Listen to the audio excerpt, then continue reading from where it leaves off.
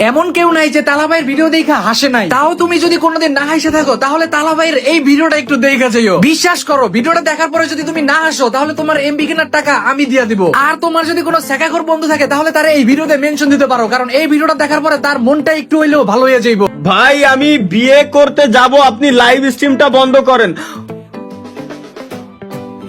Seriously ভাই?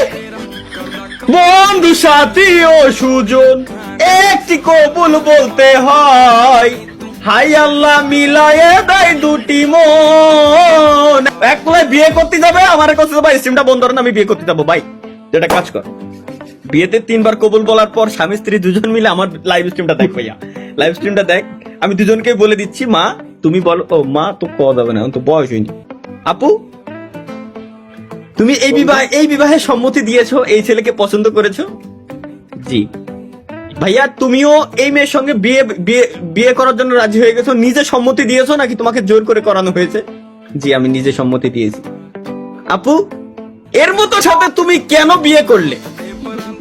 কিভাবে choice হলো তোমার? এর মতো একটা কাইল্লা কেমনে চয়েস করলে তুমি আপু? কিভাবে সম্ভব?